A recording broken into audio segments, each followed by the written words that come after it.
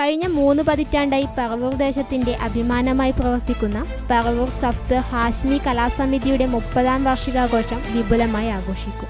ഈ വാർത്ത നിങ്ങൾക്കായി അവതരിപ്പിക്കുന്നത് സോനാങ്കോട്, ചെറുപുഴ, പാടിയൊട്ടിച്ചാൽ, ആലക്കോട് ആൻഡ് വെള്ളരിക്കുണ്ട്. കഴിഞ്ഞ 3 പതിറ്റാണ്ടായി പറവൂർ ദേശത്തിന്റെ അഭിമാനമായി പ്രവർത്തിക്കുന്ന പറവൂർ സഫ്ദർ ഹാഷ്മി കലാസമിതിയുടെ 30ാം വാർഷികാഘോഷം വിപുലമായി ആഘോഷിക്കും. 2024 ഡിസംബർ 30-31, 2025 ജനുവരി 1-2 തീയതികളിൽ വിവിധ കലാകായിക സാംസ്കാരിക പരിപാടികളുടെയാവും ആഘോഷം.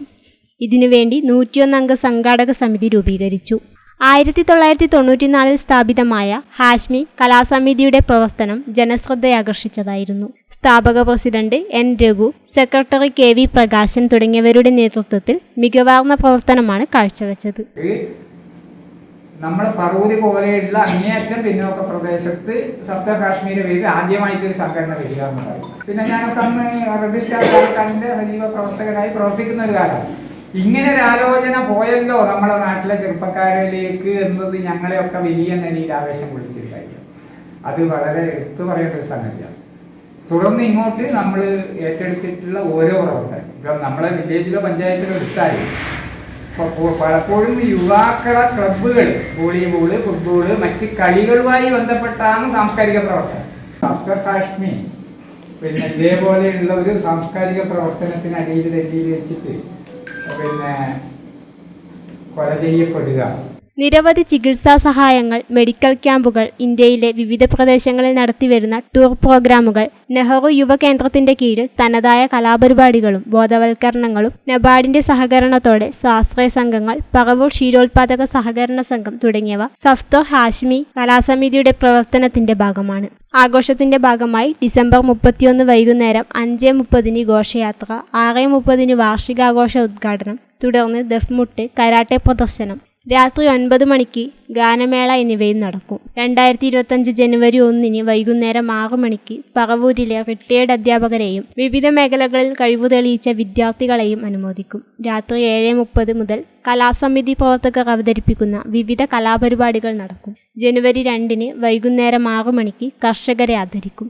6:30 VK സുരേഷ് ബാബു നടത്തുന്ന പ്രഭാഷണം, തുടർന്ന് രാത്രി 8 മണിക്ക് സംസ്ഥാന അവാർഡ് ജേതാവ് സുനിൽ നയിക്കുന്ന മാജിക് ഷോയും നടക്കും. സംഘാടക സമിതി രൂപീകരണ യോഗത്തിൽ CP വേണുഗോപാൽ സ്വാഗതം പറഞ്ഞു. 30ാം വാർഷികം ഡിസംബർ 31, ജനുവരി 1-2 തീയതികളിലാണ് നമ്മളിപ്പോൾ ആലോചിച്ചിട്ടുള്ളത് നടത്താൻ വേണ്ടിയിട്ട്. ആ പരിപാടി നടത്തുന്നത് 31-ാം തീയതി വൈകുന്നേരം 5:30 മുതൽ രാത്രി 12 മണി വരെയും, 1-ാം തീയതി 5:30 മുതൽ രാത്രി 10-10:30 മണി വരെ. 2-ാം തീയതിയും അതേപോലെ തന്നെ 5:30 മുതൽ 10-10:30 മണി വരെ. 10 മണിയാണ് ഉദ്ദേശിക്കുന്നത്, അത് ചിലപ്പോൾ അതുകൊണ്ട് 10:30 പറയുന്നത്. ആ രീതിയിലാണ് ഇത് നടത്തുന്നതിന് വേണ്ടി ഉദ്ദേശിക്കുന്നത്. ആദ്യത്തെ ദിവസം 31-ാം തീയതി ഒരു നാട്ടിലെ മുഴുവൻ ആളുകളെയും സംഘടിപ്പിച്ചുകൊണ്ട്, പ്രത്യേകിച്ച് സന്നദ്ധ സംഘടനകളെ,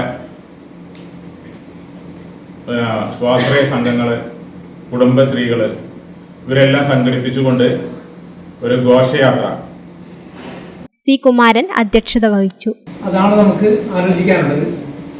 അതിൻ്റെ അടിയിൽ അധ്യക്ഷൻ പറയുമ്പോൾ ഒരു പരാമർശം ഒന്നു പോയിട്ടുണ്ട്. അത് എനിക്ക് സ്പർശിക്കാതിരിക്കാൻ കഴിയില്ല.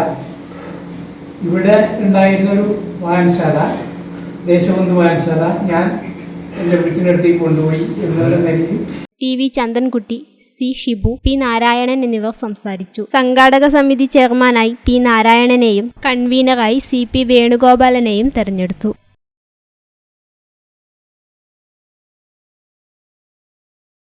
ആഘോഷവേളകളെ അവിസ്മരണീയമാക്കാൻ ആർഭാടങ്ങളിലെ അണിയലങ്ങളുമായി പൊന്നിന്റെ കലവറ. മാറുന്ന കാലത്തിൽ മാറ്റത്തിന്റെ രുചിയറിയുന്ന വൈവിധ്യങ്ങളുടെ സ്വർണ്ണശേഖരവുമായി മലയോരത്തിന്റെ തിലകക്കുറി. സ്വർണ്ണ വ്യാപാര രംഗത്ത് 25 വർഷത്തെ മഹത്തായ സേവന പാരമ്പര്യം. നവീന രീതിയിലുള്ള ഡിസൈനുകൾ, വിപുലമായ ശേഖരം, വിശ്വസ്തത. മലയോരത്തിന്റെ മനസ്സറിഞ്ഞ ഷോറൂം. സോനാങ്കോട്, ചെറുപുഴ, പാടിയൊട്ടിച്ചാൽ, ആലക്കോട് ആൻഡ് വെള്ളരിക്കുണ്ട്.